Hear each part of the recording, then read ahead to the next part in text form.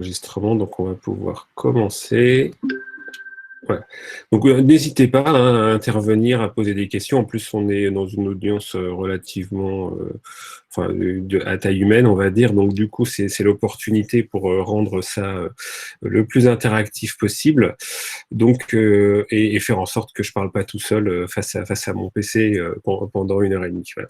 Voilà. Donc ça sera aussi bien si je peux répondre en direct à vos questions. Donc juste quand même, voilà, petit exemple. Certains d'entre vous l'ont déjà utilisé, mais si tout le monde n'était pas forcément là les sessions précédentes. Si vous voulez poser une question, vous pouvez le faire soit de manière vocale, soit par le chat.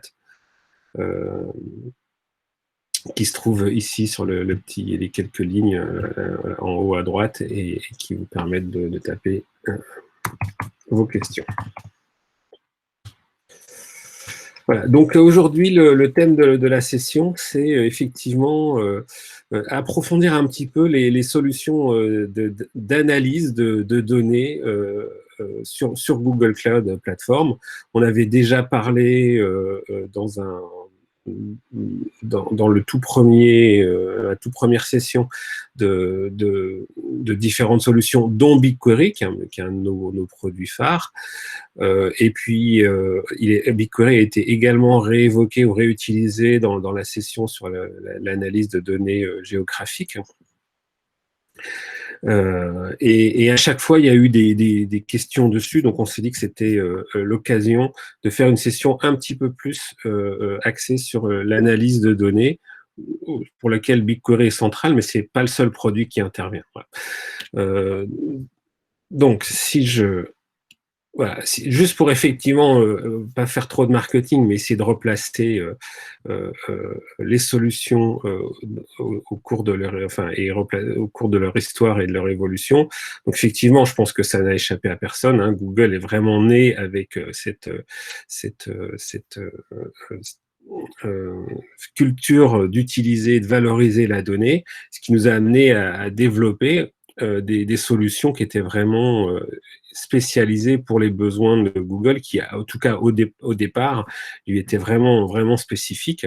En tout cas, Google a fait partie des premiers à avoir de telles masses de données à analyser, puisque bon, indexer l'Internet, même fin des années 90, début des années 2000, Google est né en 1998, c'était quand même déjà à l'époque, c'était une taille de problème qu'on n'avait pas souvent. Donc ça a commencé par simplement indexer les pages et archiver et les cacher sur ce qu'on appelle le Google File System. Voilà, donc c'était le premier papier qui a été développé. C'est un file system distribué qui est à l'échelle de tous les data centers Google. Ensuite, bien sûr, il fallait, du fait que les données étaient distribuées sur des serveurs, il fallait on va dire, exécuter les calculs au plus près de la donnée, sinon on avait des gros problèmes de performance ou des gros problèmes de réseau. Donc ça a été je ne sais pas si Google l'a développé, mais en tout cas Google a implémenté le concept de MapReduce, donc distribuer les calculs et puis après rassembler les résultats. Ce qui a donné, ce papier qui a été publié, a donné la naissance à l'écosystème Hadoop, puisque la fondation Apache a réutilisé les publications de Google, hein, en accord bien sûr. Enfin, de toute façon, c'était des publications libres, hein, donc de recherche, donc ils avaient le droit de les réutiliser. Et en plus, des ingénieurs Google, je pense, ont participé à la mise en open source. Et puis ça a continué ce même principe. Après, il y a eu Bigtable, donc c'est une table, une database en colonne non structurée. Et puis après, nos ingénieurs avaient besoin d'interroger et de faire des requêtes sur de la donnée structurée sans passer par des systèmes de batch. C'est-à-dire que Hadoop, c'est basé sur des systèmes de batch, et donc ça leur donnait pas la réactivité nécessaire d'attendre. Donc ils ont développé ce qu'on appelle Dremel, et qui est devenu BigQuery, et c'est les produits. Et puis après, Dremel, c'était le nom de produit, le projet interne, a été open sourcé, toujours à la fondation Apache, sous le nom Apache Drill. Voilà. Et cette stratégie, entre guillemets, ou cette pratique d'à la fois développer des produits pour les besoins internes, puis d'en faire des produits dans Google Cloud qui sont utilisables par les clients de type organisation publique ou entreprise, et en même temps, en parallèle, de les rendre open source, à continuer. Et ça a été le cas pour TensorFlow, par exemple, notre librairie de machine learning, et pour Apache Beam, voilà, qui vient d'un produit interne qui s'appelle Millwheel, qui déjà était l'évolution de Flume. Voilà, c'était un framework pour faire du processing de données en streaming, voilà, et qui a donné Dataflow en, en, en produit dans GCP. Donc voilà, on voit qu'il y a un véritable historique à la fois, et ça montre un petit peu les pratiques de Google de toujours open sourcer ces solutions, et d'en faire à la fois des produits managés dans le cloud pour mettre à disposition des autres organisations au travers de GCP. Pardon, c'était... Voilà. Donc, bien évidemment, l'offre de base de données au sens large est riche dans GCP. Donc, et en fait, ce qui va vraiment permettre de choisir la bonne base de données, c'est le cas d'usage. Voilà. Donc, on peut même considérer quelque part que le stockage, cloud storage, est une forme de stockage une forme de données, de base de données objet. On a une clé qui est l'URI ou l'URL de l'objet. Et puis on a effectivement voilà, l'objet qui est distribué sur les serveurs. On a aussi des bases de données type clé-valeur en mémoire, des bases de données non relationnelles, dont Bigtable que j'ai cité, qui est vraiment orienté très haute intensité d'écriture et très faible latence de lecture. Des données plus pour les databases objets ou hiérarchiques pour les applications web, du SQL classique, que ce soit à base de MySQL, de PostgreSQL, mais managé, Spanner qui effectivement est une base de données distribuée type Oracle RAC, mais qui l'est à l'échelle potentiellement de la planète, voilà. Et puis BigQuery qui nous intéresse aujourd'hui, qui est vraiment le cœur de l'offre, plutôt pour l'analytics. Donc quand on dit que c'est quasi temps réel, c'est que le temps de réponse est de l'ordre de ceux de la seconde ou quelques secondes, là où les autres sont effectivement plutôt de l'ordre de la milliseconde. Je pense notamment à Bigtable, qui lui est vraiment fait pour traiter des événements, mais et les rendre accessibles et interrogeables par des applications plus que par des humains. Ici, le BigQuery est prévu pour le data analyst. Et donc ça donne, mais les bases de données, c'est pas les seuls outils qu'on a dans GCP. Il y a effectivement des outils pour traiter la donnée. Voilà. Donc on a les outils qui permettent de la collecter, voilà, que ce soit les connexions d'objets IoT, les services de transfert de la donnée depuis l'extérieur ou de migration de database, de messaging, hein, équivalent d'Apache Kafka, mais en très simplifié, qui chez nous ça s'appelle PubSub, dont on va reparler un petit peu après. Les outils pour processer la donnée, la préparer, l'intégrer de différentes sources, et puis éventuellement la transformer, que ce soit en batch ou en streaming. Et puis bien évidemment, après, il y a la partie stockage, hein, que ça soit le stockage de BigQuery, le cloud storage ou des différents types de databases, et la partie analytics. À nouveau, on retrouve la partie Spark d'Hadoop dans le produit Dataproc, ou la partie moteur SQL de BigQuery. Donc on sépare un petit peu les deux, stockage et analyse. Et puis derrière, ça peut se connecter sur différents outils pour créer des dashboards, par exemple. Donc on vient de racheter Looker récemment, donc je connais pas encore très bien le produit, je vais pas en parler aujourd'hui, mais voilà, sachez que c'est un produit très riche de création de dashboards, d'analyse de données, de déclenchement d'actions par rapport à des événements. Voilà. On a également un autre outil qu'on a vu dans la première session, hein, qui permet également de créer des dashboards. Voilà. Donc l'idée, c'était d'enrichir notre offre avec ce rachat. Et tout ça peut être orchestré via un outil Composer.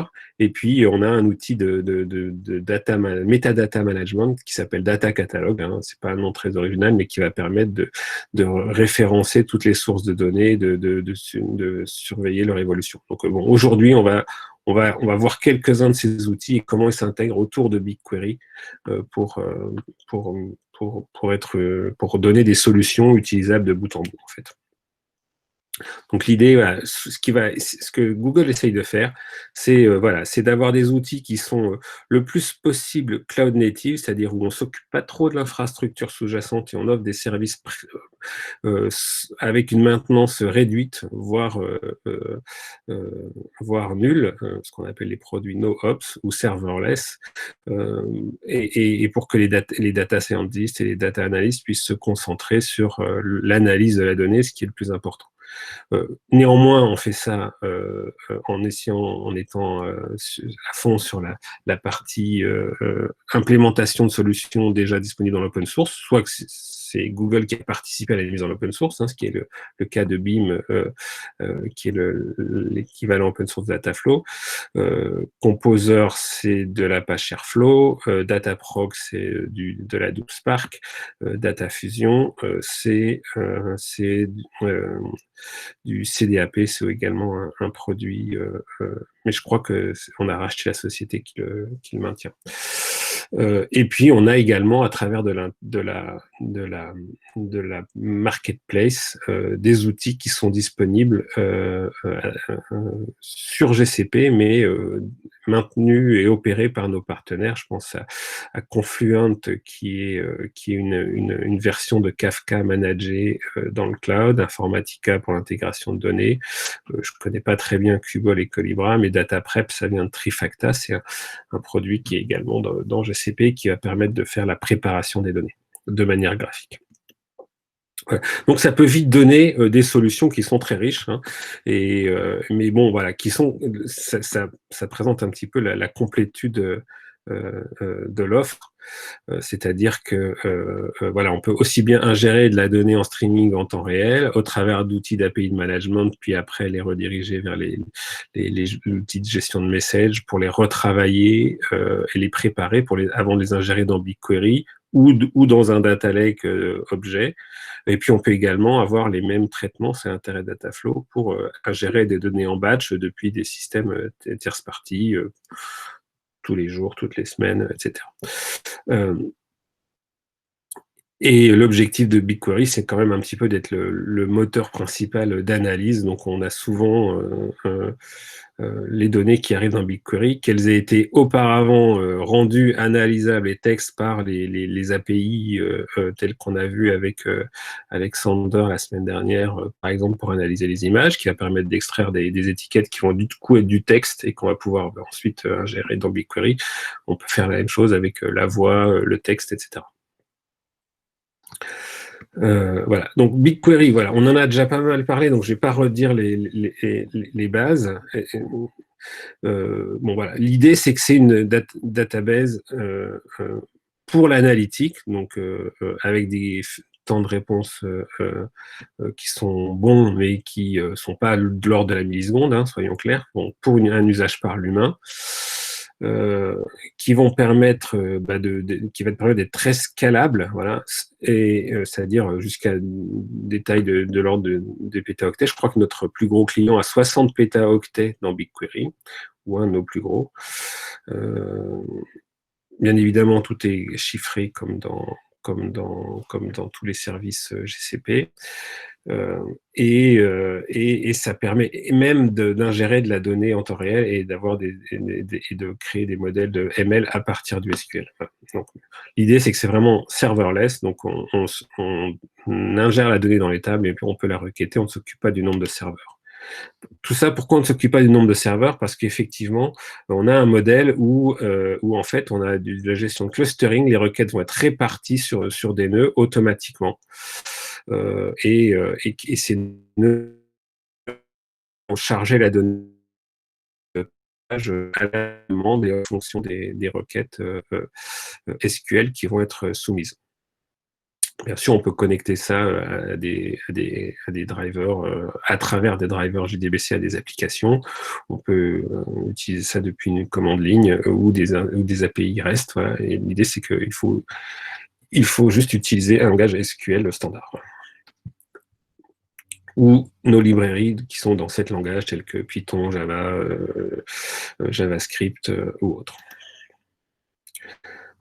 Donc vraiment, c'est important cette dichotomie entre le stockage et les nœuds sur lesquels sont dynamiquement distribuées les requêtes, parce que c'est ça qui va permettre de monter en mémoire sur les nœuds sur les nœuds la donnée nécessaire, et uniquement la donnée nécessaire, et de la parser rapidement avec une communication directe entre les nœuds qui vont pouvoir accéder à la mémoire des uns des autres. Voilà. C'est ça qui donne la scalabilité et permet de faire des agrégats et des fonctions qui sont assez lourdes normalement, de manière assez performante. Voilà. Ce concept de séparation du stockage et du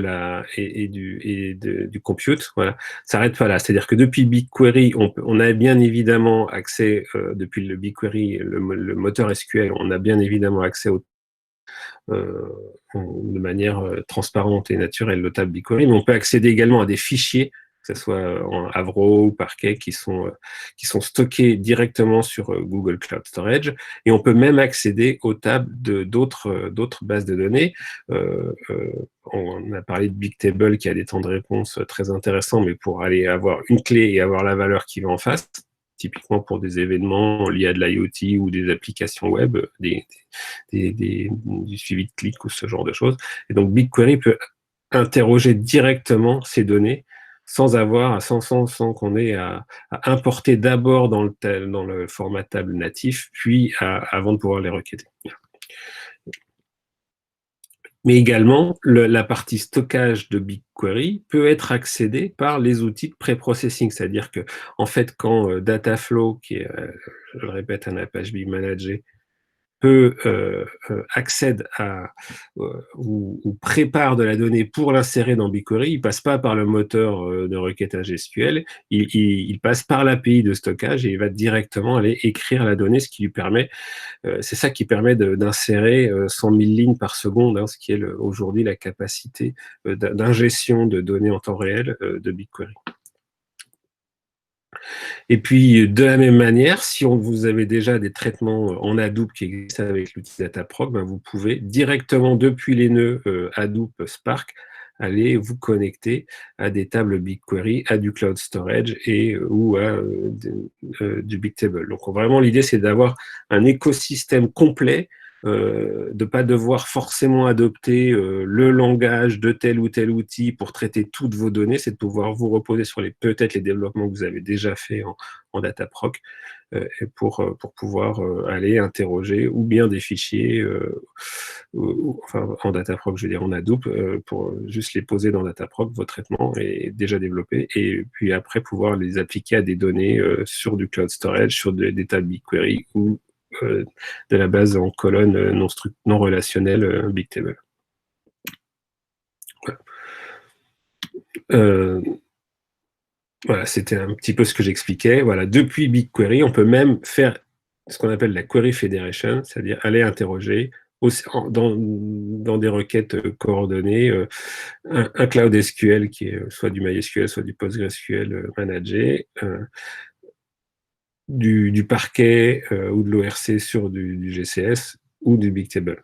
Et comme je le disais, Dataproc et Dataflow ont accès à l'API stockage uniquement de BigQuery pour aller interroger les données ou les insérer. Donc voilà, donc là c'était pour replacer un petit peu ce que ça fait. On dit que c'est très performant, mais bon, vous n'êtes pas obligé de me croire sur parole. Les exemples qu'on a donnés jusqu'à présent, c'est généralement des tables assez petites, hein, et l'idée, pardon, je vais faire une petite démo, si ça vous convient, pour vous montrer que effectivement cette question de performance, c'est pas juste une affirmation. Donc Un exemple, l'autre jour, Razvan, de nos datasets sur les vues de pages Wikipédia. Voilà.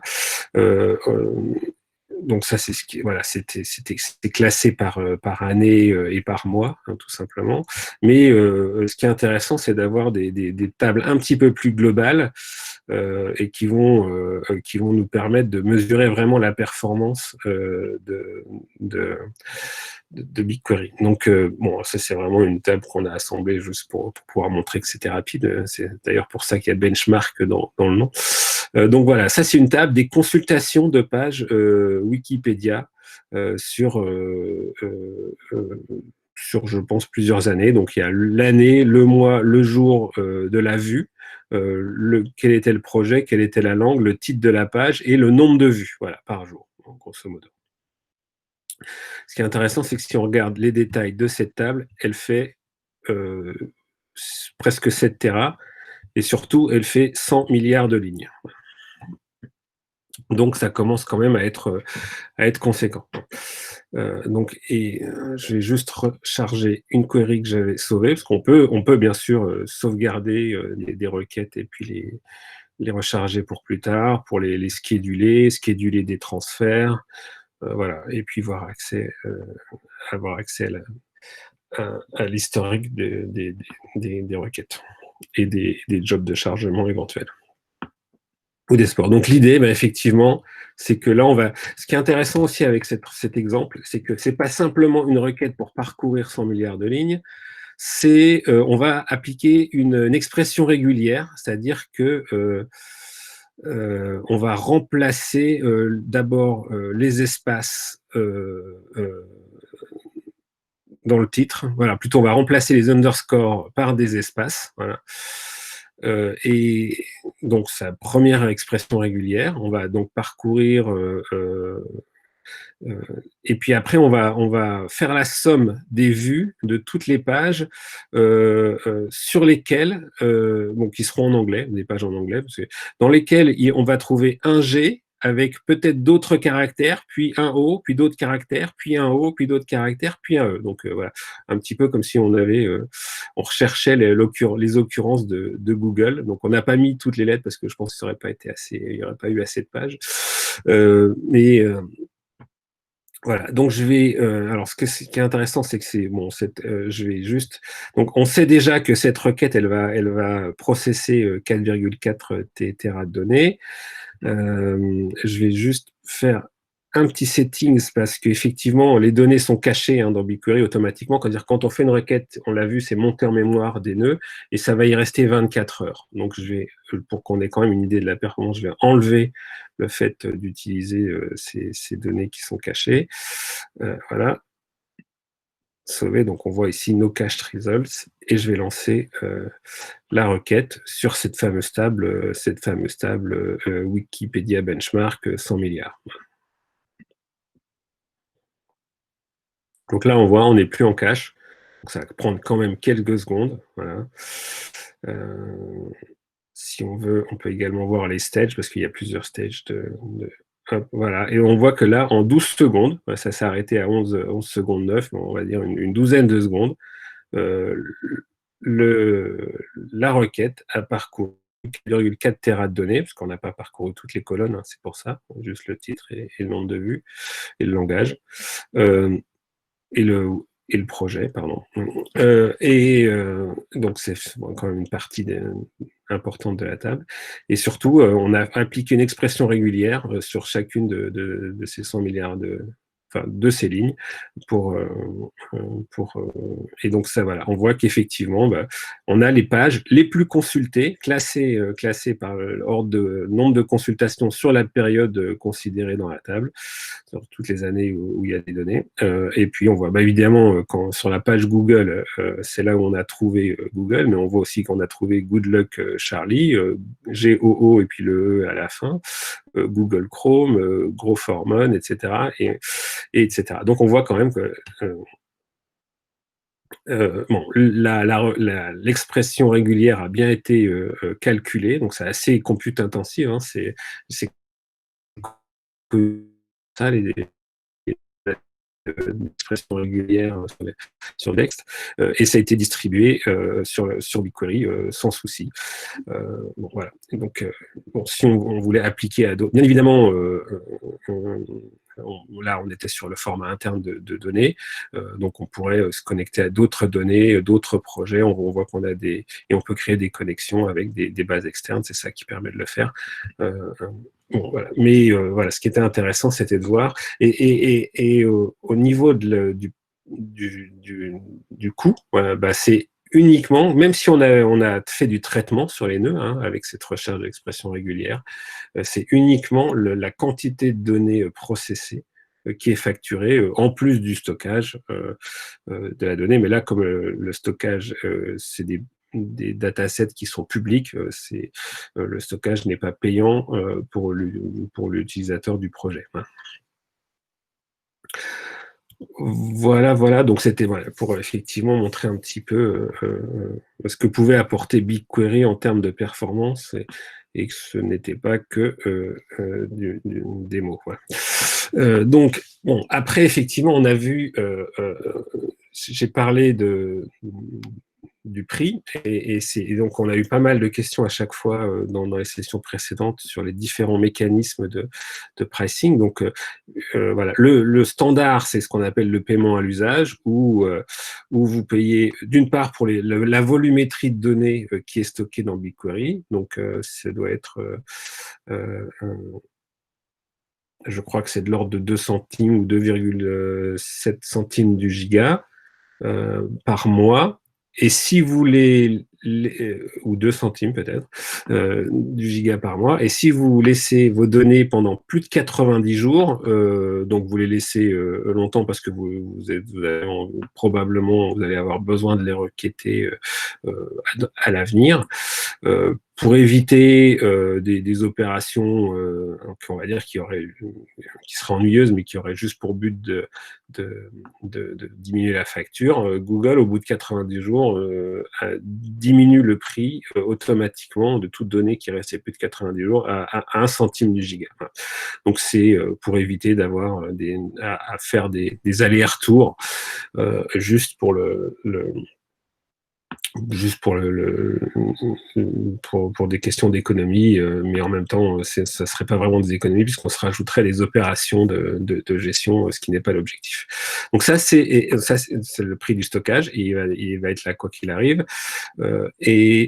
Pour la partie requête, on l'a vu, c'est à la demande. Donc c'est en fonction de la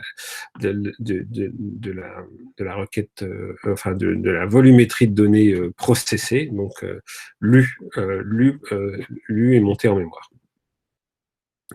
Donc ça, c'est le mode de fonctionnement standard.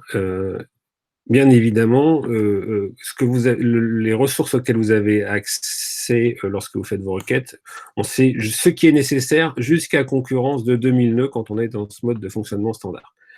L'inconvénient, je dirais, c'est que d'un point de vue gestion du budget, ça fluctue, c'est-à-dire que ça va vraiment dépendre, la facturation mensuelle va vraiment dépendre uniquement de la quantité de données requêtées, et c'est assez imprévisible parce que certains mois, il y aura des requêtes et d'autres, c'est bon, moins, quoi. Voilà. Donc le problème, c'est que c'est pas forcément prévisible, et en particulier dans le service public, ça permet pas de lisser les coûts, voilà, et d'avoir des budgets strictement prévisibles. Donc, ce qu'on a introduit, je pense l'année dernière, c'est ce qu'on appelle les réservations. Donc, en fait, vous allez vous réserver, demander dans l'interface à réserver 500 slots. En tout cas, il est possible de le faire. Voilà. Et enfin, par paquet de 500 slots, et ça va être. Et du coup, les 500 slots vous sont réservés, donc les 500 nœuds sont rigoureusement réservés à votre usage, et vous payez pour le mois, mais ça vous donne un prix fixe. Voilà. C'est ce qui est le principal objet recherché.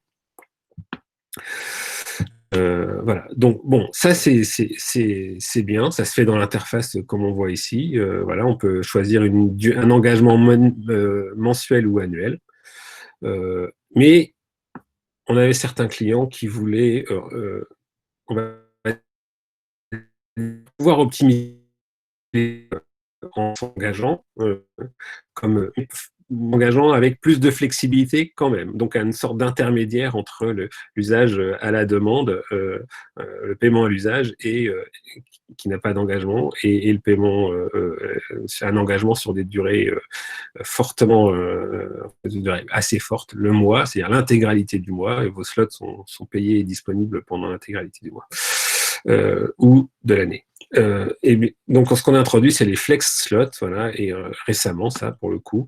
Donc, ça vous permet de prendre une réservation pour 60 secondes minimum, voilà, mais pour pouvoir lancer des requêtes qui seraient imprévisibles. Et vous savez que tous les mois, par exemple, vous allez avoir 1 heure de requête imprévisible. C'est juste que vous ne savez pas quand et vous ne voulez pas payer tout le mois pour ça. Mais vous voulez quand même avoir un meilleur tarif que le paiement à l'usage. Donc ça, c'est vraiment typiquement pour ça. Et ça permet d'effectivement, voilà, de pré-réserver, mais très peu de temps à l'avance, des requêtes. Par exemple, quand vous savez que tous les mois, vous devez faire une consolidation le dernier jour du mois, ou que vous avez des événements imprévisibles sur l'heure exacte, mais qui arrivent régulièrement. Néanmoins, vous savez que vous allez avoir un, comment dire, un volant de demande mensuel ou annuel relativement constant. Voilà, c'est juste elles n'arriveront pas tout le temps, voilà, elles ne seront pas permanentes. Et puis après, bien évidemment, les engagements dont on a parlé. Donc, est-ce que vous avez des questions sur cette partie tarification ou BigQuery au sens large?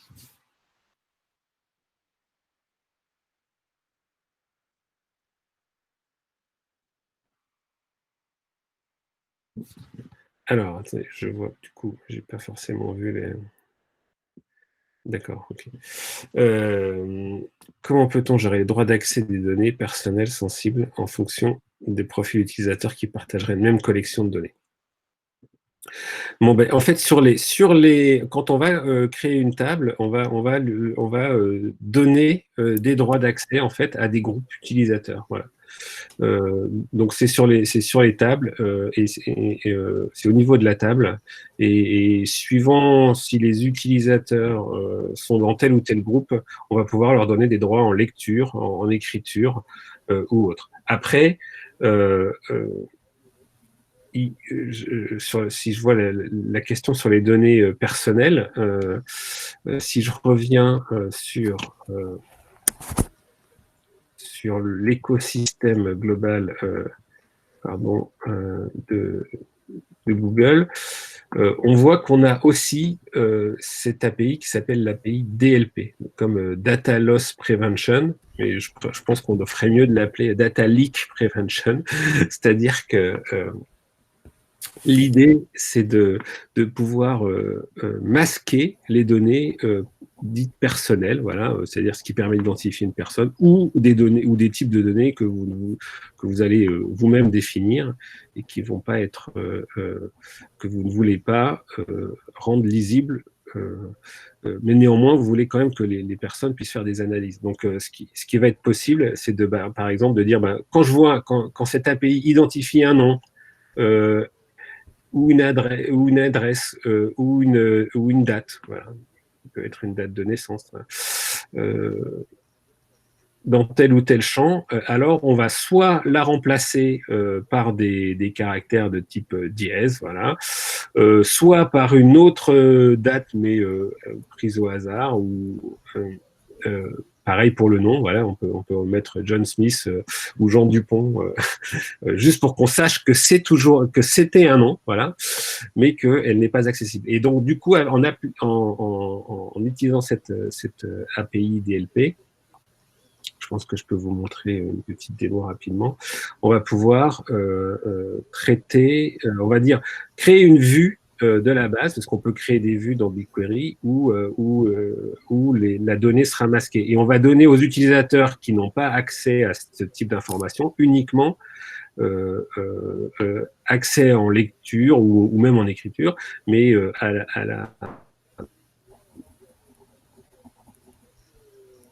à qui contiendront les données anonymisées, versus on donnera accès à la donnée source, la donnée non anonymisée, que aux personnes qui sont autorisées.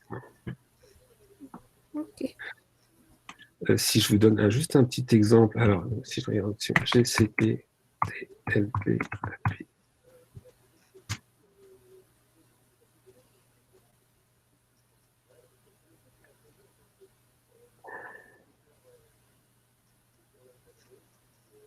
Bon, voilà, c'est lent.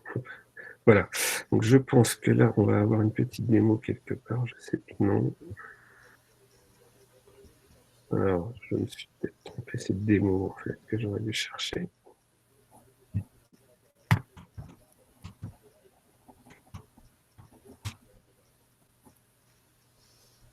Voilà. Voilà, si je mets, voilà. Bon, après, la démo est en anglais, hein, mais bien évidemment, l'API supporte. On peut implémenter les appels avec d'autres langues. Mais voilà, je mets,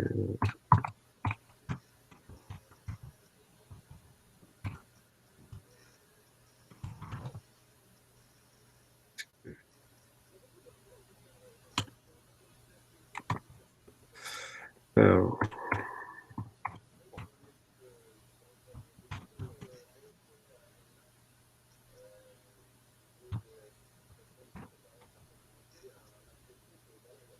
voilà, hop, il a reconnu. Alors bon, pour les noms, ça, suivant les langues, il faut reconnaître. Enfin, comme c'est un nom français, bon, il n'a pas été identifié par l'API, mais par contre, effectivement, on voit qu'il a, il a vu que c'était un ID. J'ai oublié un numéro, voilà, 41.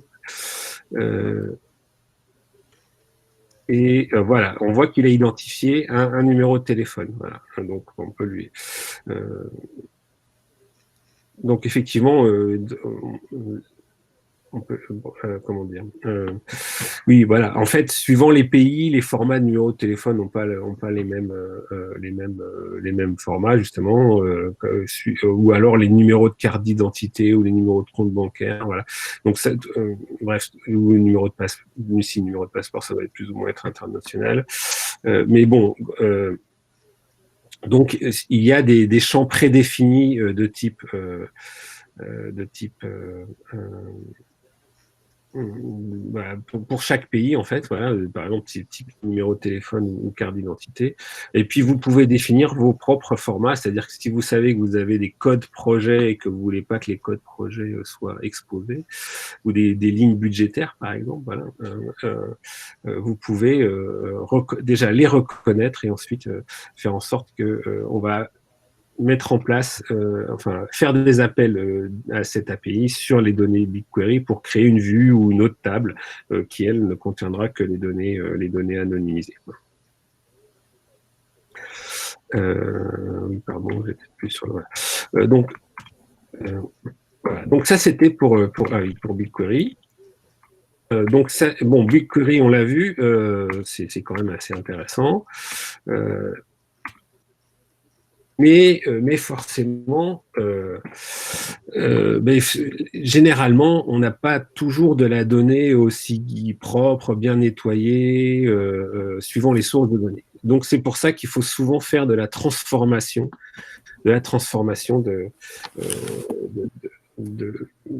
ou de la préparation ou du nettoyage. Voilà. Et pour ça, on a un outil qui est assez intéressant, qui est basé sur Apache Beam, comme j'ai dit tout à l'heure, qui s'appelle Dataflow.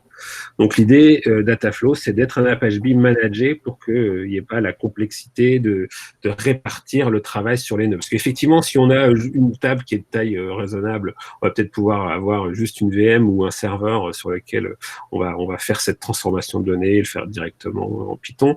Après, la difficulté, c'est quand les ingestions et les transformations sont massives, ou alors quand elles sont carrément en streaming, c'est-à-dire avec des événements qui arrivent en continu, et puis on ne sait pas trop à l'avance le rythme, en tout cas, c'est pas forcément constant, et donc on va pas vouloir avoir un nombre de serveurs fixes pour absorber ces données, mais on veut pouvoir faire en sorte que ces serveurs soient instanciés à la demande. C'est typiquement le principe d'Apache Beam et donc de Dataflow. qui va permettre de créer des pipelines, voilà, des pipelines de traitement de la donnée. Donc l'idée, c'est qu'on peut écrire ces pipelines en Java, en Python, en Go, en SQL. Ça fait de l'autoscaling, ça permet de monitorer les données et d'instancier à la demande le nombre de nœuds pour traiter les données. Et ce qui est intéressant dans le cas des données en streaming, même si ça fait aussi bien du batch que du streaming, que de l'événement, c'est que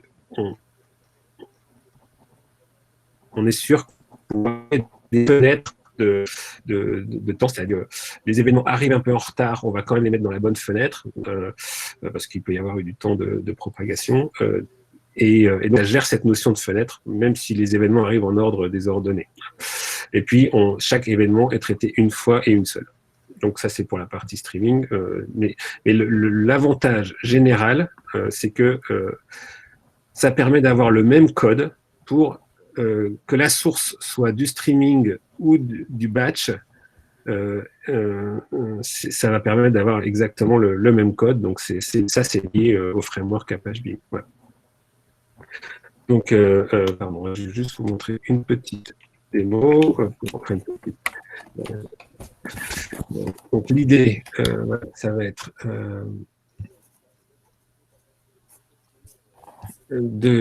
pardon, je suis plus sur la continue. Donc effectivement, ce que j'ai fait ici, juste pour vous montrer, en Dataflow.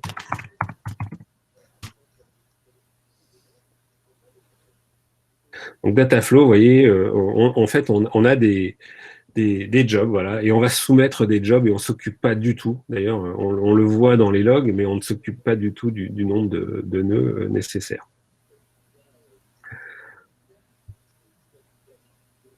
Donc il y a... alors comment dire, pardon, ouais. Donc ce qu'on va faire, c'est que pour l'instant c'est en mode plus parce que forcément il y a quand même un peu de code à écrire. On verra après comment s'en passer, mais pour comprendre le principe de l'outil, on va d'abord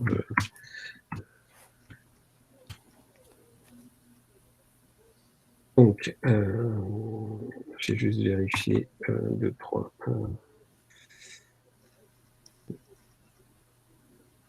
Points, voilà, donc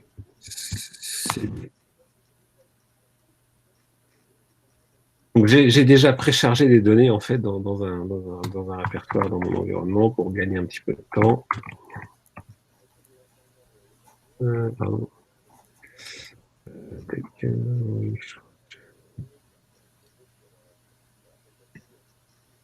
Oui, ce que j'ai fait, voilà, c'est que j'ai déjà préchargé des données, pardon,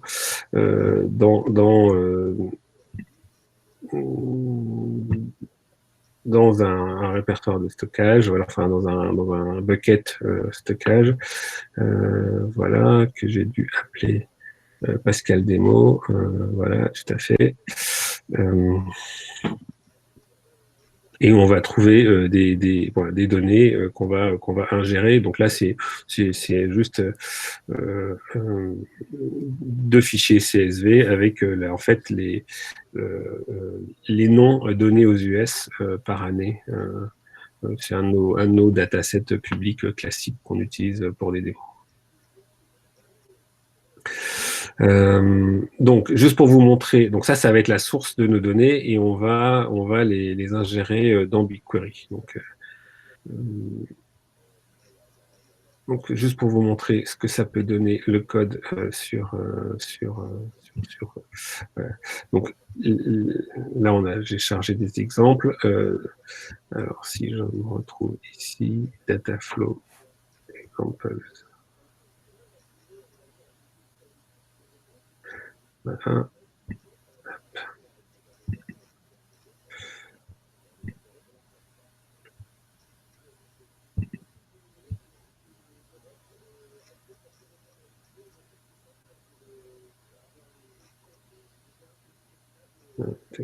Voilà, Dataflow Python Example.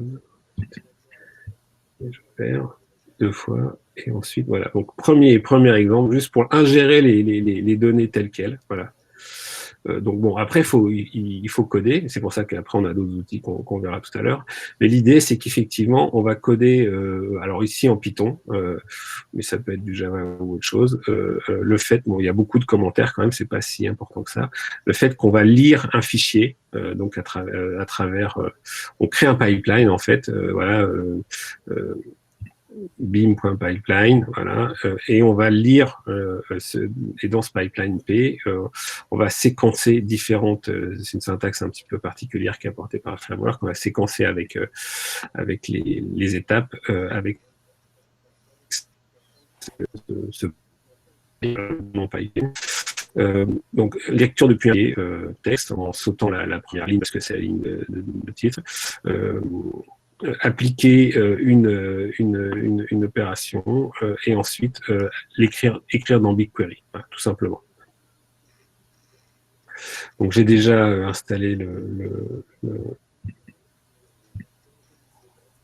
fichier, alors il faudra que je redescende dans...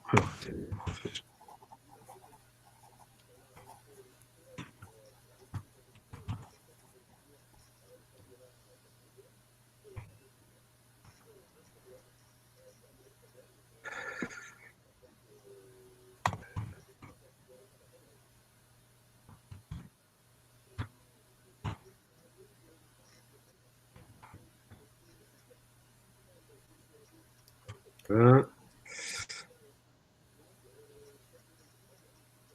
En fait, je suis pas au bon endroit. Hop, et je vais... Bon, alors, c'est une commande à connaître, mais c'est toujours la même chose.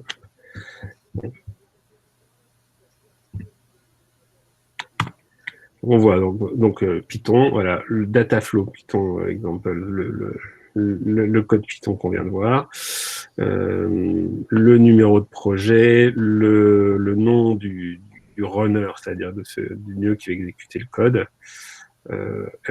et effectivement là où les données vont être stagées temporairement, sachant que la destination est dans le code, et où est le fichier input. Donc, voilà.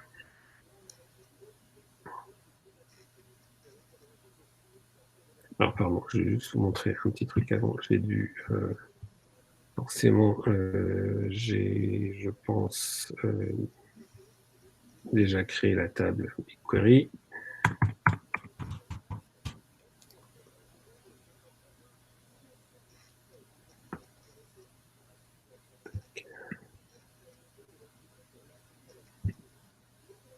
Voilà, tout à fait. Voilà. C'était donc déjà créé. Je pense que là, on va carrément la détruire pour pouvoir repartir depuis le début.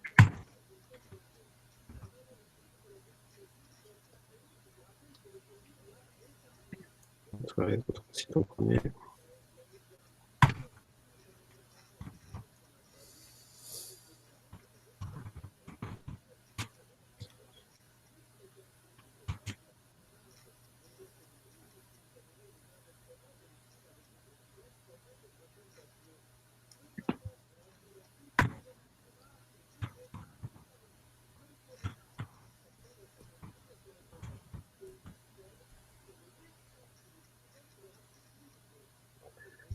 Je reviens sur mon chat et je vais pouvoir avancer. Allez, vite. Enfin, attends, du coup, qu'est-ce que j'ai fait? Voilà, d'accord. On va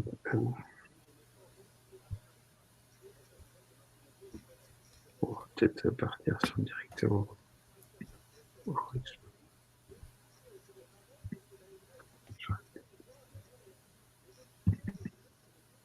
C'est vrai.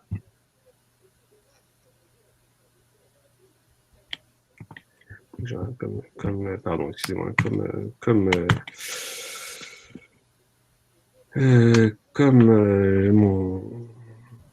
mon environnement s'est arrêté pendant la nuit, je dois juste réinstaller l'environnement Apache, BIM, avant de pouvoir relancer.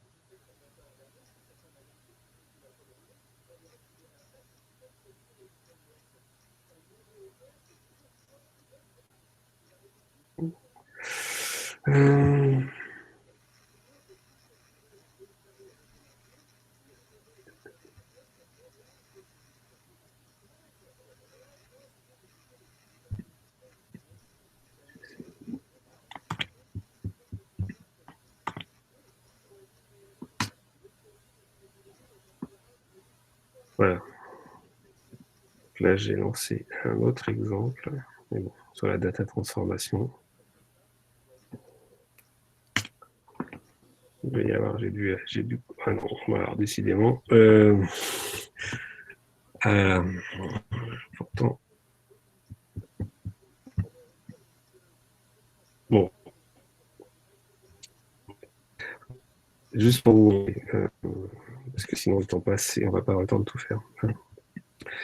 Donc, si je vais sur Dataflow,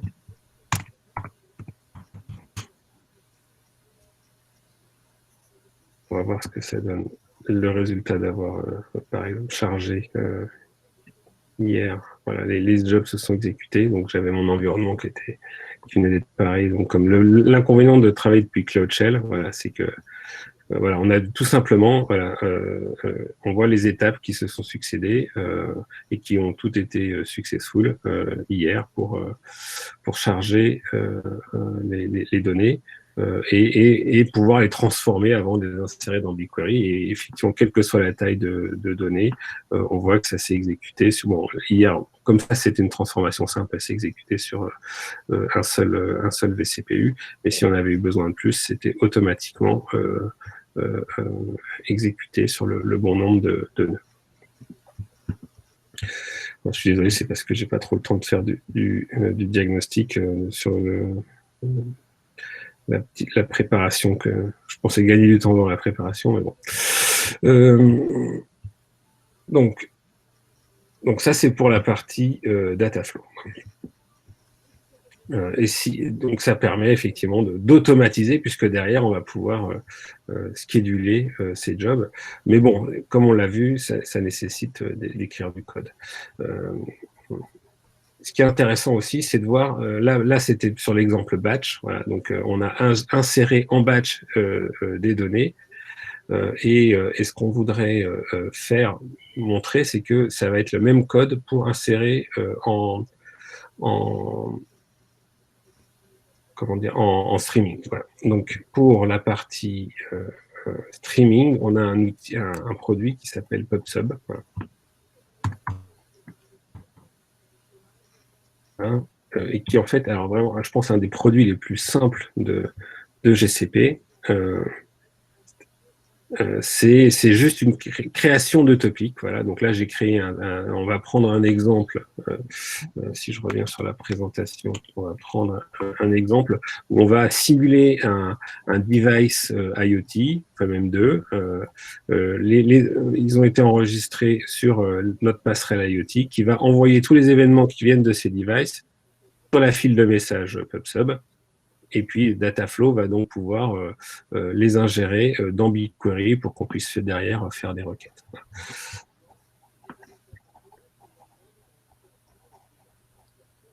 Donc, si je reviens là-dessus, si je reviens là-dessus, donc effectivement, donc j'ai créé le topic IoT Lab, voilà, qui va être, et donc on voit, voilà, ça permet tout de suite d'avoir les métriques sur ce qui s'est passé. Donc il y a juste un topic, et ce qu'on a fait, c'est simplement s'assurer que l'application IoT, enfin plutôt on appelle son service compte, voilà, a le droit. Donc, le service compte de l'application IoT, c'est cloudiot@system.leservicecompte.com, c'est dans la doc, et on lui a donné le droit de publier sur ce topic PubSub qui s'appelle IoT Lab. Voilà, donc derrière, dans BigQuery, j'ai créé une table qui s'appelle, un dataset qui s'appelle IoT Lab, et une table dedans qui s'appelle Sensor Data, voilà, dans lequel on va s'attendre à avoir un timestamp par événement, un nom de device et une température.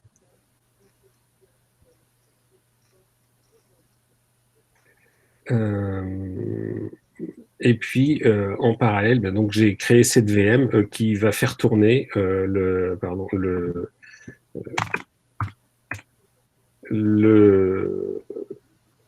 les simulateurs de device IoT, puisque bon, malheureusement, j'en ai pas, mais bon, et puis ça ne présentait pas trop d'intérêt pour la démo.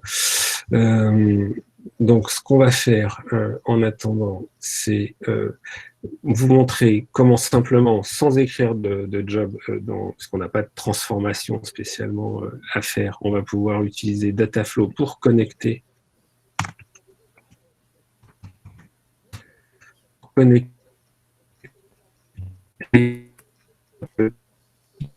à BigQuery pour faire la gestion de PubSub vers BigQuery.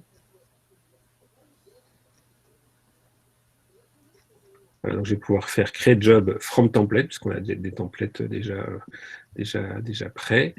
Alors, IoT Lab Flow, voilà. Je vais sur OS et je vais choisir le template PubSub Topics to BigQuery. Voilà. Donc il va me demander quels sont les paramètres requis. Donc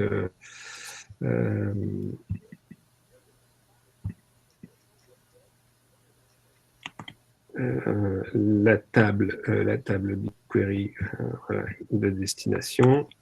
Donc mon projet, le nom du dataset, le nom de la table, le nom du topic suivant le format slash projects, nom du projet, topics, nom du topic. Hein. On va lui donner le nom d'un bucket temporaire pour stocker les données en cas d'arrêt, hein, tout simplement, voilà, d'un des services, le fait qu'il faille stocker parce que peut-être un des services n'est plus joignable temporairement. Et puis, on va pouvoir lui spécifier le nombre de workers maximum, voilà. Et puis le type de machine. Donc là, on va prendre une machine, tout ce qu'il y a de plus standard, un vCPU de 2 Go de RAM. C'est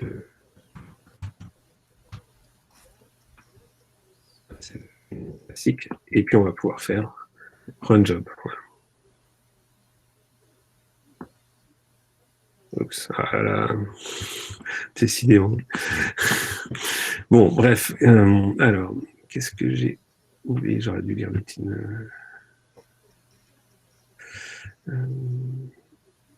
Unable to get machine type information.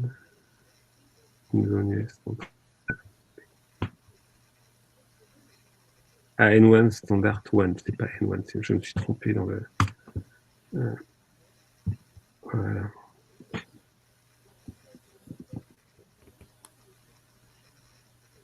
Voilà, donc le temps qu'il schedule tout ça, on va, voilà, hop, voilà. Donc on voit qu'il voilà, en place tout simplement sur la base du template quelque chose qui va lire topic PubSub qui va convertir les éléments et qui va aller écrire les enregistrements. Voilà.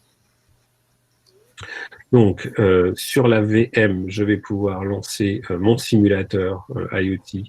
Voilà.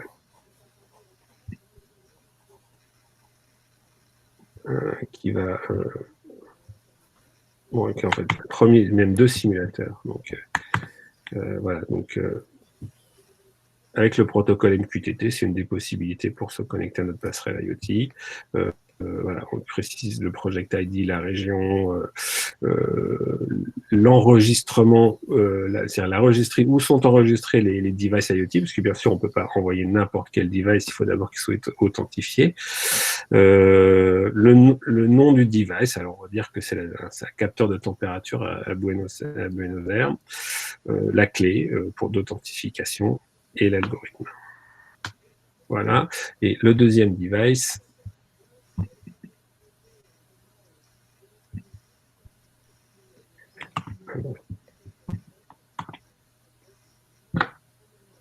voilà. Donc voilà, qui va publier des températures. Donc si je reviens Et si bon, bah, le pipeline est en train de s'exécuter, il va falloir qu'il se passe un petit moment avant qu'il reçoive les événements et qu'il les traite et que tout ça soit affiché et mis à jour. Mais dès que ça sera fait, on va pouvoir aller voir dans BigQuery,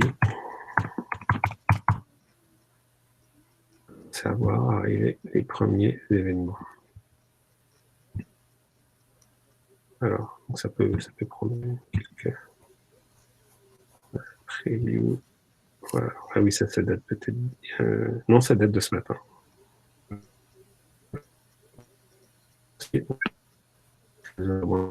C'est maintenant. Donc, on a reçu directement BigQuery grâce à Dataflow qui a processé les données et les a retraitées depuis PubSub vers BigQuery. Donc, si je veux juste faire une petite moyenne de température, je pense qu'il y avait, voilà, pour avoir une idée de ce que ça peut donner.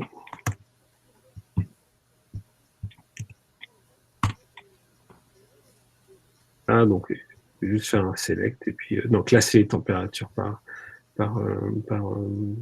ordre descendant. Voilà, donc on voit effectivement que non, c'est par ordre si descendant, oui, tout à fait. Non, c'est bizarre. Descendant, non, descendant, c'est pas clair. Ah non, c'est pas, voilà, c'est du plus récent au plus ancien. C'est pas la température qui est descendante, c'est le temps. Ouais. Voilà, donc c'était pour vous donner un petit exemple, ce que peut donner un exemple complet. Mais là, on l'a vu, soit on est dans un cas, où on peut utiliser un template, et donc on n'a pas à coder, soit on veut vraiment faire du retraitement de la donnée, et là il faudrait coder. Donc c'est pour ça qu'on a des produits complémentaires, voilà, type DataPrep, qui eux vont permettre, sans coder, de générer le process ou le pipeline de retraitement de la donnée et générer automatiquement pour nous le code Apache Beam ou Dataflow. Est-ce que vous avez des questions avant de passer sur cette partie?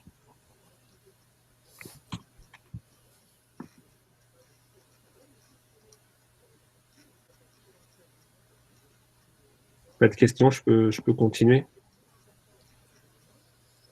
Oui. Alors, je vois qu'il y avait une question que je n'avais pas vue sur DLP. En fait, non. DLP, ce n'est pas des regex, c'est aussi pour trouver une adresse ou un nom, c'est du machine learning, c'est-à-dire que il identifie ce que trouvent les machine learning. Alors, ça pourrait être faisable en partie par SQL. Hein. Il y a certaines choses, en tout cas, identifier un format d'identifiant de passeport ou autre, ça pourrait être fait par SQL. Après, DLP, c'est pas limité à BigQuery, c'est-à-dire que tous les produits GCP peuvent s'interconnecter avec DLP. Enfin, on peut utiliser cette API avec d'autres. C'est juste une API. On va envoyer une donnée, il va vous renvoyer en fonction des paramètres de la requête, il va vous renvoyer le résultat soit masqué, soit avec un remplacé, soit carrément anonymisé. Voilà. Donc, enfin, il y a différentes options, mais ça peut être intégré directement dans une application autre que BigQuery. Voilà, ça peut être mis directement dans une application web pour pas afficher. Et BigQuery, voilà, c'est juste que comme on y stocke des données qui peuvent être de la donnée personnelle, plutôt que d'avoir à réécrire spécifiquement du SQL pour aller masquer les données, ben, on peut s'appuyer sur DLP. C'est une possibilité, mais c'est pas une obligation. Et pourquoi j'ai pas... Pardon. Non, allez-y, terminé. Et pourquoi j'ai parlé de regex, c'est-à-dire si on veut ajouter des types de données non initialement reconnus par DLP, alors effectivement, on peut entre autres s'appuyer sur des regex.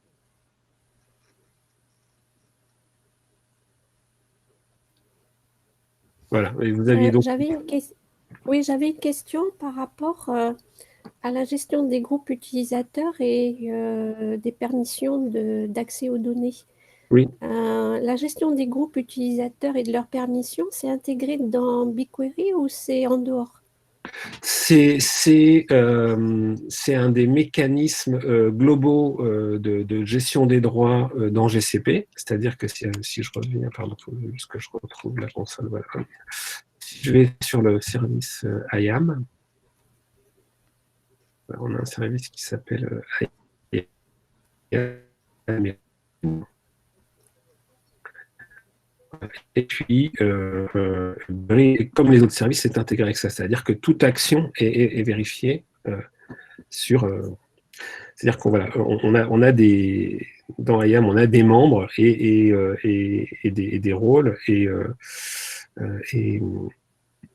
si, par exemple, je vais sur mon compte, je pourrais très bien dire...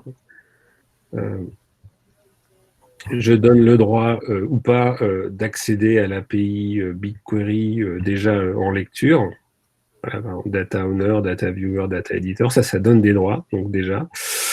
C'est un premier niveau de paramétrage.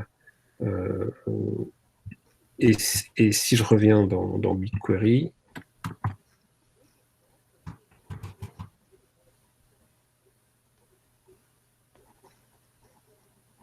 je vais pouvoir, sur une table, peut-être, ou un dataset, voilà. Je vais pouvoir choisir de le partager ou pas à l'extérieur du projet, de donner des droits d'accès. Alors, si je query setting, il faudrait que je retrouve. Mais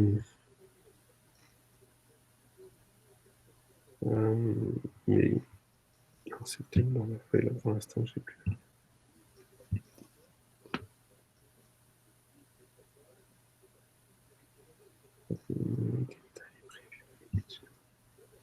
Il faudrait que je retrouve, mais effectivement, il y a un endroit où on peut choisir de donner les droits. Si je fais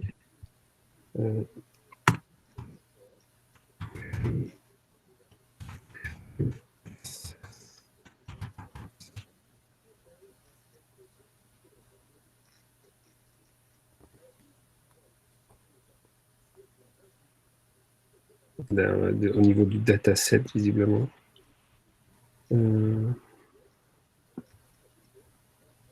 Donc, hop, data insert.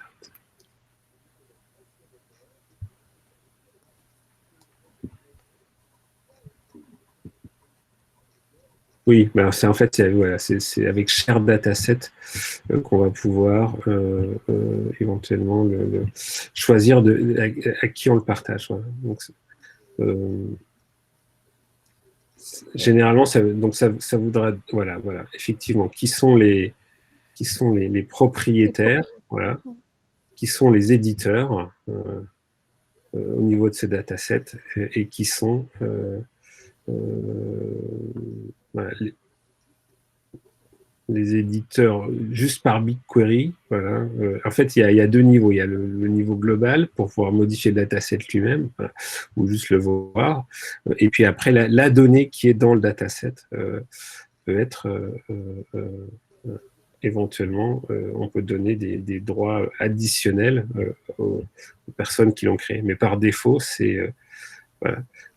Par défaut, c'est mon compte personnel, parce que c'est moi qui ai créé, et les propriétaires du projet, mais je pourrais enlever ce droit et faire en sorte qu'il n'y ait plus qu'un autre groupe à la place.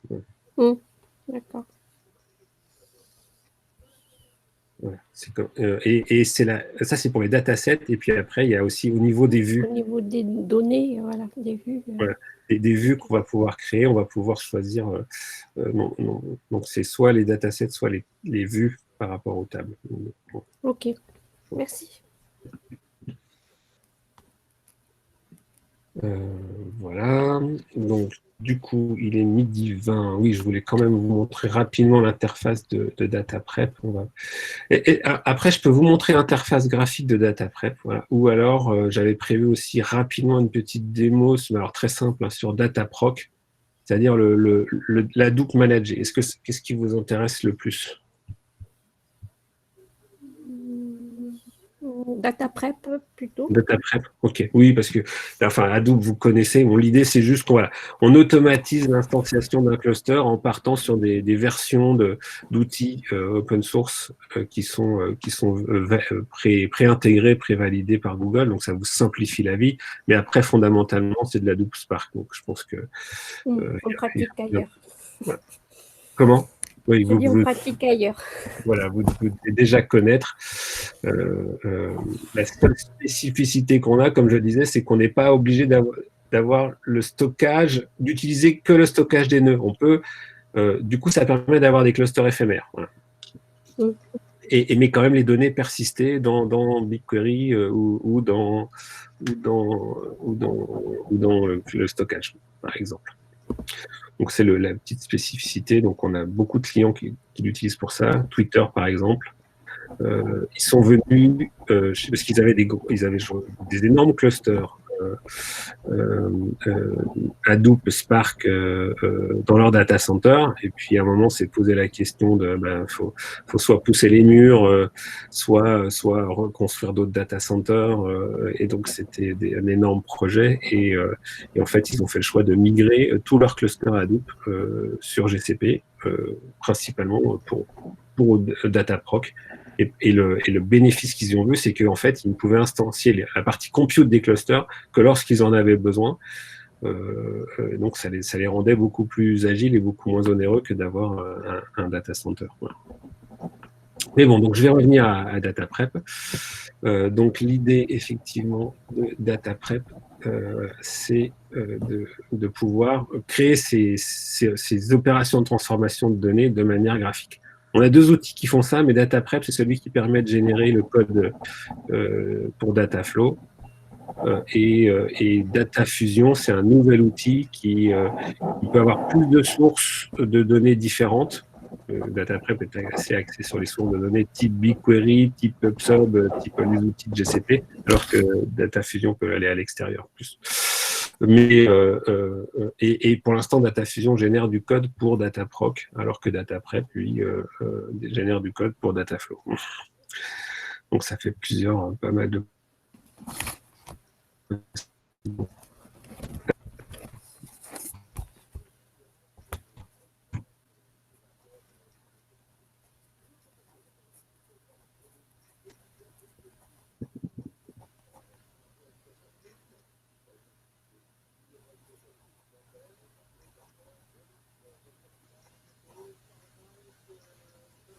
Donc, en fait, c'est un outil de la marketplace. Donc, on a un accord avec la société Trifacta.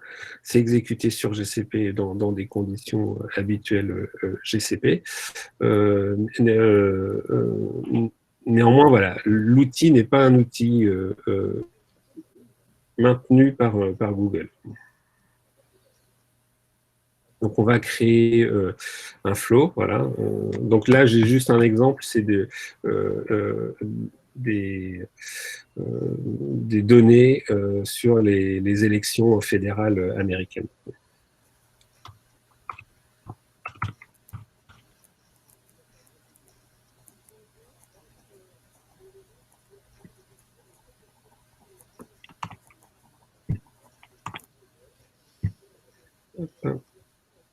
Donc, je vais ajouter mes datasets en entrée. Donc là, je l'avais déjà fait, mais juste s'il fallait le refaire, on pouvait aller en chercher soit dans BigQuery, soit dans Google Cloud Storage. Voilà, donc je pense que je l'ai mis là. Non, c'était pas là.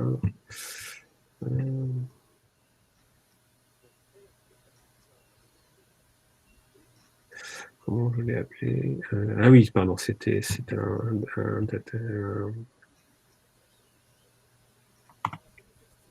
un répertoire externe. Voilà. C'était un dataset public. Voilà. Pardon. Après, copier-coller.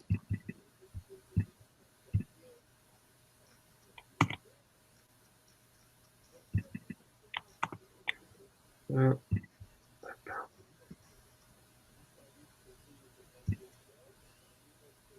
Et j'ai mes fichiers de table qui sont là. Donc si je veux juste ajouter voilà, CN, voilà, je peux lui donner un nom. Master, hein.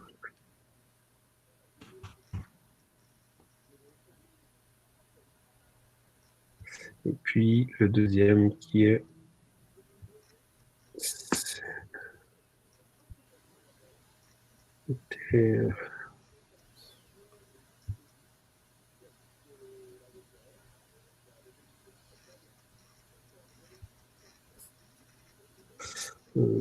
bref, je ne me rappelle plus du nom du deuxième, mais c'est pas très grave, on va juste faire avec celui-là, parce que de toute façon, je l'ai déjà. Voilà. Et derrière, sur cet outil, voilà, on va pouvoir créer une recette pour, voilà, à partir de ce dataset, créer une recette pour modifier ou transformer les données. Donc c'est vraiment un outil qui est très orienté, voilà, transformation et mise à jour des données. Ce qui est intéressant, c'est qu'il est graphique. Donc déjà, il a reconnu des types de données. Voilà, donc là, il a mis des strings. Là, on voit effectivement, il a considéré que c'était un... Parce qu'en fait, on a des listes de candidats par année, par État, voilà, américain.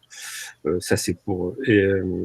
Et puis, on voit quand même que là, il considère qu'il y a des données qui ne correspondent pas, par exemple, au type qu'il a reconnu, qui est un outil de type, voilà, un format, pardon, de type état.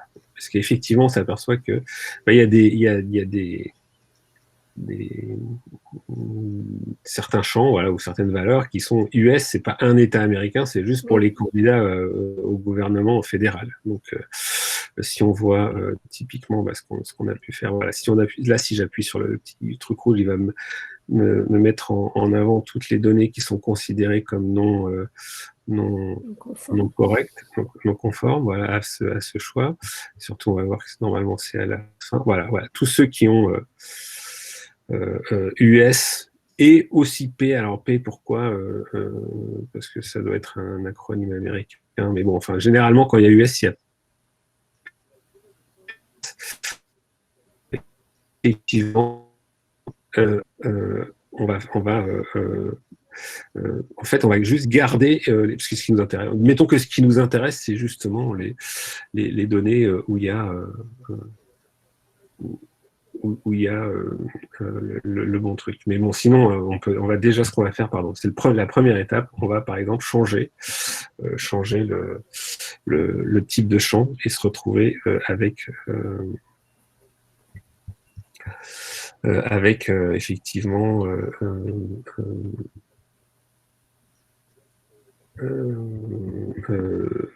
pardon. On va se retrouver avec voilà une première étape. Si je reviens sur la partie ici, on voit qu'ici, il m'a effectivement proposé de changer le champ vers string. Voilà. Et ça va être la première étape de la transformation. Donc le temps passe beaucoup, donc j'ai sans doute accéléré, mais si je pourrais rajouter d'autres étapes, hein, on voit que par exemple on pourrait sélectionner que l'année, je crois qu'ici c'est attendez que je retrouve la bonne année. Voilà, ça c'est une année de type temps, dead time, voilà. Ici on voit que je suis ce qui m'intéresse peut-être par exemple c'est les données de 2016. Voilà. Donc effectivement, donc là je vais faire add pour garder les années. Voilà, bon, je n'étais pas tout à fait sur la bonne colonne, mais je peux quand même éditer. Voilà. Pour que ça soit 2016, admettons que ça soit 2016 qui m'intéresse. Hein. Hop, et je refais Keep Matching Rows, bien sûr, on va garder les données de 2016, voilà. Et donc là, on a cette transformation, et puis on pourrait mettre une condition sur une autre colonne, par exemple, si c'est la date 2016, et si je ne sais quoi, voilà, on pourrait créer ces étapes de transformation comme ça, et une fois qu'on a mis au point de manière graphique, c'est quand même assez intéressant de voir voilà, la répartition des données à chaque fois aussi, si on clique sur la flèche descendante là, on va se retrouver avec une, une vision de la distribution des données et une proposition d'action, soit enlever la colonne, soit la renommer, soit créer une nouvelle colonne avec un count ou quelque chose. Enfin, bon, il nous propose, mais il y a bien évidemment un langage qui peut permettre de choisir plus précisément. Et derrière, une fois qu'on a mis au point son pipeline, on va pouvoir créer le job. Donc là, on va juste lui ajouter une action de publishing pour aller peut-être faire insérer les données dans BigQuery. Donc on retrouve les données. Je lui demande de créer une nouvelle table. Créer une table, voilà, lui donner le nom, on lui laisse le nom par défaut. Voilà. Et puis derrière, tout simplement, on va lui laisser exécuter. Je vais voir s'il n'y a pas. Non, il n'y a pas de. Et on va pouvoir lui demander d'exécuter le job sur Dataflow. Voilà. Qui est quand même plus pratique que d'avoir à coder en Python ou en Java. Oui, enfin après, non, c'est très précis, mais bon, ça peut prendre du temps aussi. Hein. On a des collaborateurs qui aiment ça. Hein.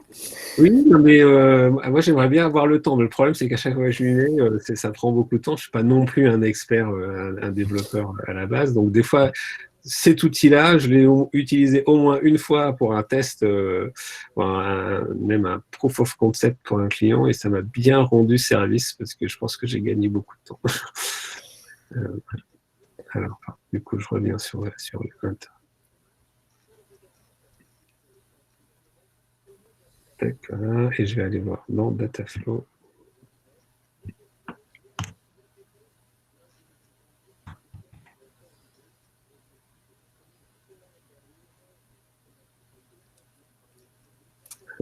Bon.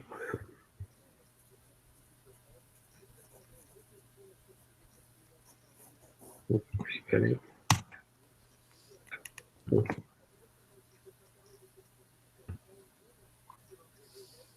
Voilà. Donc on voit qu'effectivement, on a bien pour le job de transformation des données qu'on vient d'enseigner. Donc on voit son état.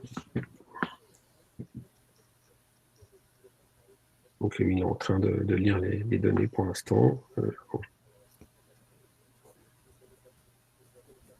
Il a quand même déjà créé, fait certaines parties du pipeline qui consistait à créer la table. C'est pas forcément tout dans l'ordre, mais bon. Après, l'affichage est parfois un peu décalé, mais voilà. C'est-à-dire que le temps que l'interface graphique affiche l'état réel, il peut y avoir quelques secondes ou voire même une minute ou deux de latence. Bon, tout ça, ça progresse. On voit que oui, c'est pas fort. La mise à jour de l'affichage n'est pas forcément très bien dans l'ordre. Voilà, ça y est, je pense qu'il a quasiment terminé.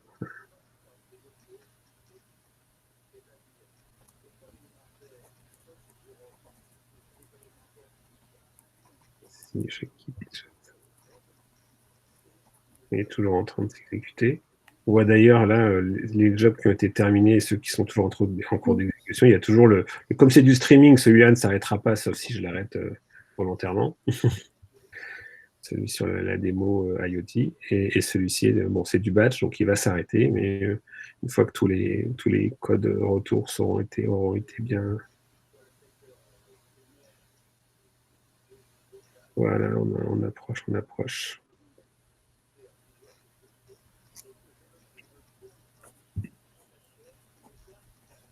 Donc si je retourne dans BigQuery, bon, je vais attendre que ça se termine pour être sûr. Mais...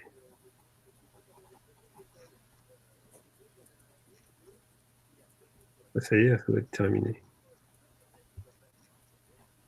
Oui, hop.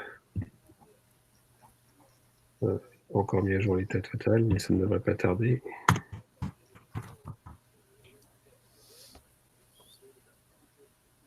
Si je vais maintenant dans Pascal Démo Fake, j'espère que... Non, j'ai pourtant bien mis... je l'ai mis où non, peut-être que je l'ai fait.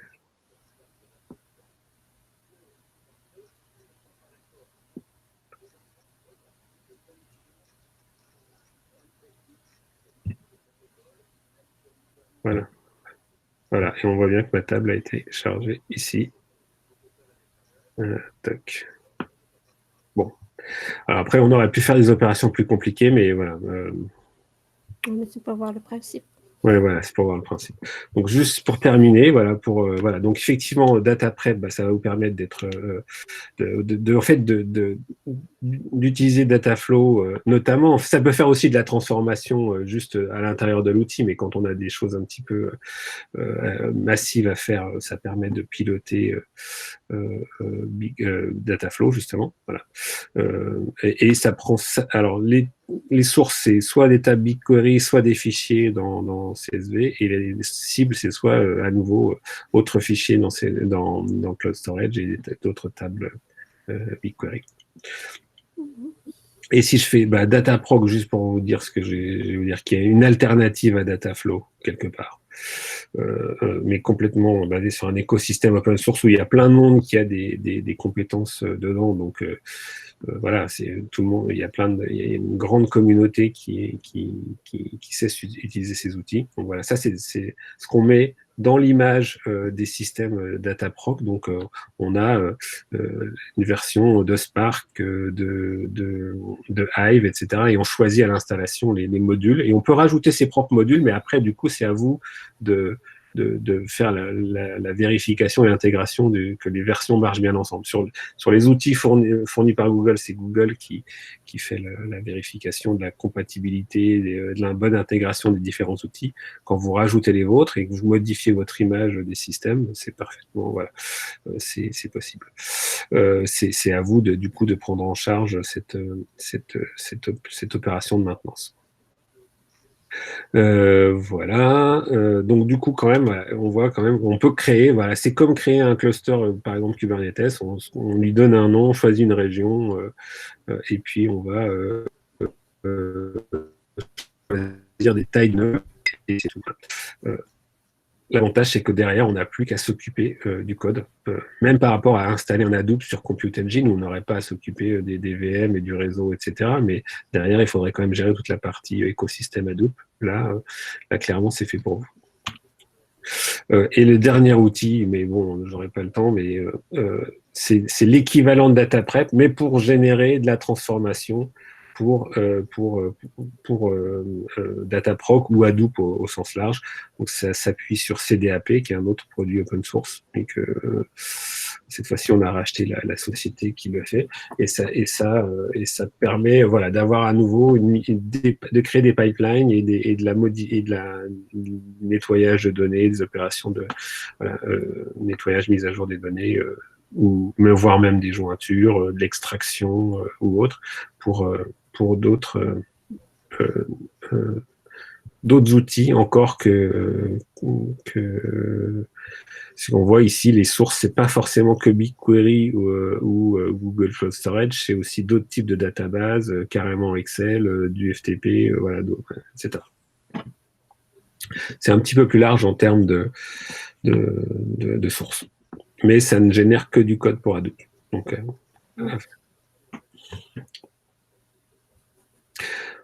je pense qu'à terme, en termes de positionnement produit, on va intégrer dans DataFusion le fait de générer du code pour Dataflow également.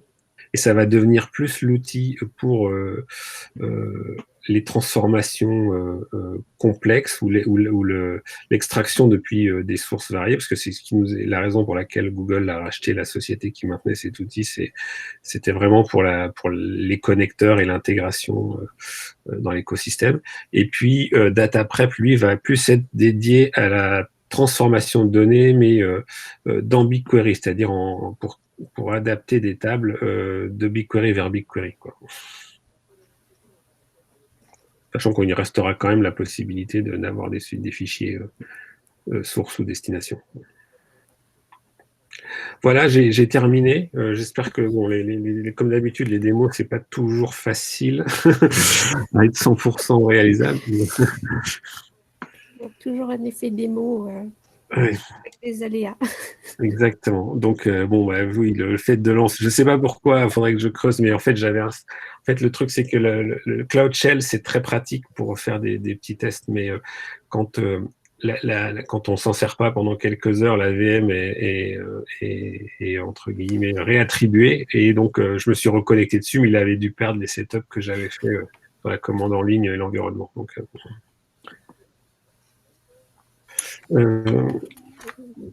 est-ce que vous avez des questions au global?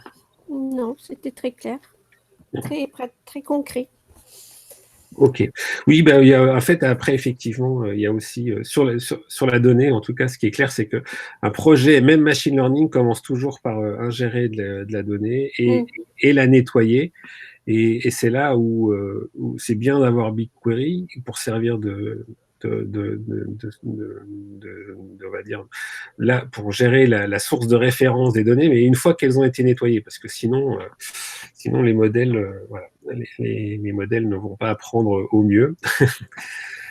Et donc les outils autour c'est généralement la première étape pour bien démarrer un projet de machine learning ou de data science. Ouais. Merci. Voilà. Stéphane, je crois qu'il a quitté il a quitté, la réunion. Ça marche, pas de problème. Donc, non, je suis là, mais j'ai eu pas mal de problèmes de Wi-Fi, donc effectivement, j'ai dû quitter 2-3 fois la conférence suite à un problème. Je sais pas, j'ai la box qui yoyote, donc c'est pas grave. Merci en tout cas, Pascal. Vraiment, de ce que j'ai vu, j'ai trouvé ça vraiment très, très intéressant. Donc voilà, merci pour le temps passé, pour la pédagogie et puis pour toutes les explications de BigQuery. Je pense que voilà, c'est très très utile et ça donne, je trouve, beaucoup d'idées pour nos sujets donnés au sein de nos administrations. Merci pour ce retour. Et puis, si vous avez des questions à nouveau, vous avez nos adresses email, n'hésitez pas, à Céline, à moi-même. Je sais qu'il y a encore une session. 2 sessions. Non. Oui, il y a 2 sessions. Ah oui, il y a une avec, effectivement, oui, je pensais à une session par Google. Désolé, je suis un peu Google centré des fois. Oui, alors il y en a une mardi matin, 10h, sur GCP et l'analyse automatique. Et il y en a une jeudi à 14h et cette fois-ci, c'est avec le ministère des Armées. Oui. Sur le deep learning pour faire de l'analyse prévisionnelle. Voilà. Et c'est, pour ceux qui le connaissent, Guillaume Vimon qui officiera. Voilà. Donc, je vais arrêter l'enregistrement et puis je vais vous envoyer Oui, et comme ça, je la republie pour tout le monde. Voilà, ok, merci beaucoup. Merci, bonne merci fin de à tous. journée et bon week-end. Merci Pascal, et puis bon appétit. Oui. Merci.